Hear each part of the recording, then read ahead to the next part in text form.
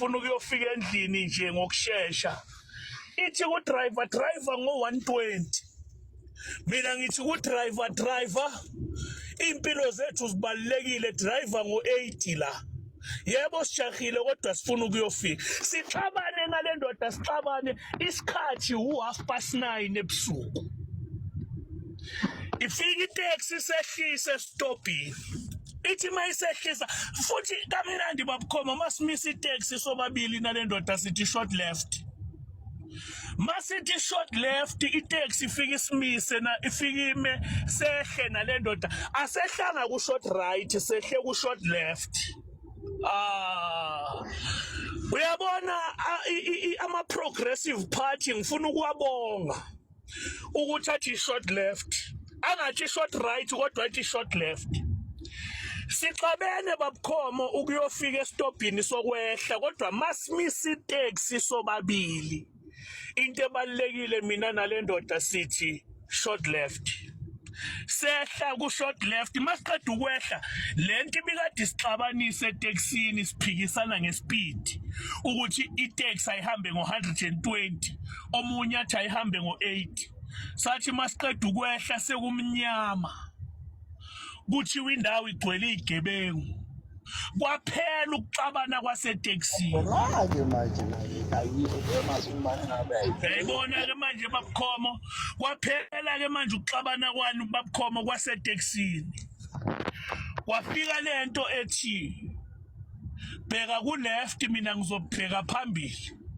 sibona ukuthi isitha esingazama ukusibamba inkunzi njengoba kumnyama kanje sizovela kuphi now ngizama ukuthini babukhomo indlela idimanda ukuthi masifike endaweni lapho ama revolutionary ideologies wethu ehambiselana siyakhohlwa ukuxabana kwaseTexini bese sithi masiqeda ukwehla bese sithi sesobabili manje akekho omunye umuntu ogade iinterest ye revolution ne economic liberation for umuntu omnyama ngaphandle kwethu nawe EFF ngahlubona belungu bafuna sixabane nje si-EFF no MK yazi ukuthi leyo nto iyamsebenzela umuntu omnyama umlungu akayifuni into emsebenzelayo umuntu omnyama babukhona akayifuni into emsebenzelayo umuntu omnyama umlungu uxabene nento ezosebenza nangu Panyaza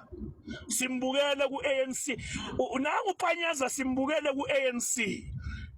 usebenzela umuntu omnyama eGauteng sekuvuka amacala wama funeral ukuthi uPanyaza ungcwaba abantu abawu2 nge5.9 million avela kugcaleka ipublic protector we are aware ukuthi ipublic protector kuyona ipublic protector kodwa iCyril Ramaphosa protector wabekwa kulesihlalo ahleli kuso ukuthi akavikele uCyril Ramaphosa akakwazi ukinvestigate iphalaphala akakwazi ukucwaninga alandelela iphalaphala isuka sayo secorruption azayofika egcine aka protect ipublic but to protector uCyril Ramaphosa yonke into engathi yasukuma isukumisa ikhanda for umuntu omnyama iyanyathelwa asibonge babukhomo ukuthi experience ye-EFF eParliament iyakwazi ukubathwala abafowethu and iyakwazi nokuthi bavikele ngijabule kakhulu mangizwa kungaphakami MK kodwa kuphakami EFF kuphakama umfana kaMbuyiseni Ndlozi ethi this judge wabhala ama-thesis against the Roman Dutch law uyayichaza umfana kaNdlozi uthi well reviewed peer papers ezacwaningwa zaphasiswa ngokwethesis akabizwa ngodokotela nje but esahleli kwibench epractice ubujudge bakhe wayibhala ithesis yokuthi akahambiselani neRoman Dutch law. Wathatha ukufunda kwakhe wak-applya ukuthi lo mthetho lo wamaDutch umcindezela kanjani umuntu omnyama. Babukhomo ngiyacabanga ukuthi ubabhlophe kwenye yama-thesis wakhe likhona ipage elishoyo ukuthi lo mthetho awumlungelanga umuntu omnyama lo, ngoba umthetho womcindezeli uphinde futhi ube imap yenkululeko yomuntu omnyama. uCyril Ramaphosa makezobhala iconstitution wathatha iRoman Dutch law wayibeka la, wathatha ama-segment we-Roman Dutch law wakompayila ngawo i-constitution. That is why namhlanje siyinhlekisa yamabhunu kule nkululeko esiyifunayo, ngoba sithi sifuna ukushintsha usection 25 kodwa amabhunu ayahleka ukuthi bazomshintsha usection 25 kodwa bazokwenza kanjani ngama-fundamentals womthetho are-linked to isection 25 ahleli ku-Roman Dutch law. That is why uMsholozi,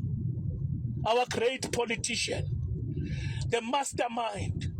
Jacob Gedleyihlekisa Jikijela Mkhonto Mhlanganyelwa Zuma,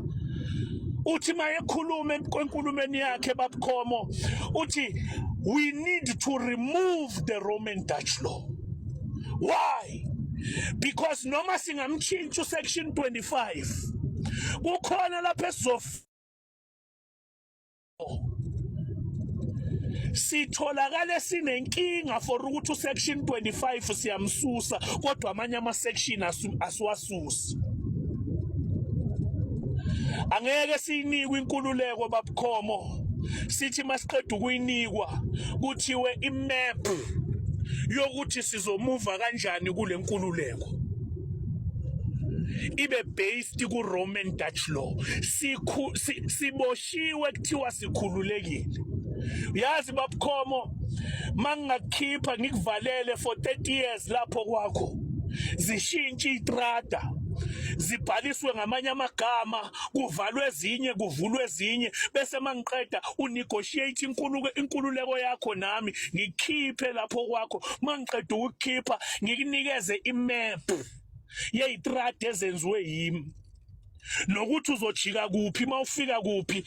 inkululeko yakhe iyize neze, because lapho uzojika khona I can predict ukuthi uzohlangana namakhona njani.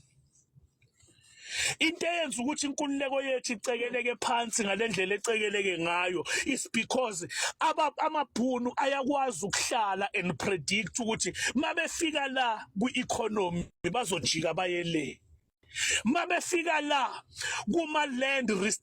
redistribution and regress, mabefika la befuna ukubuyisela emuva imithetho yeCODESA bazofike baxakekela imap siyinikwa amabhunu nge-Roman Dutch law bese kuthiwa asinavigate inkululeko yethu. We are not desperate babukhomo, we are not tenderpreneurs. Sifuna ukubona inkululeko that will supersede igeneration yethu iziyofinyelela naseyinganeni zethu. Asayifuna inkululeko ezo-affecta thina kuphela, but sifuna inkululeko that will be carried from generations to generations. Why? Our struggle is divided into two. uMandela walwela i-movement, wahlala kuCODESA kwabaluleka i-movement ukuthi akamuve asuke ePietermaritzburg ahamba eGoli angaphethanga iDompasi, asuke eGoli ahamba ePitori engaphethanga iDompasi. Iyabonakala leyo nto ngoba wayisayina iphepha leCODESA le-Sunset Clause enika umuntu omnyama inkululeko yokumuva, kodwa wangamniki inkululeko yomnotho. I-freedom babukhomo mayingahambiselani nomnotho ugqilazekile in disguise, ngoba funeka uphinde ubuyele emuva. Leli babukhomo iBhayibheli esilifundayo lithi ngalesi sikhathi uMose ezokhulula abantwana bakwa-Israyeli eGibhithe bathi sebephuma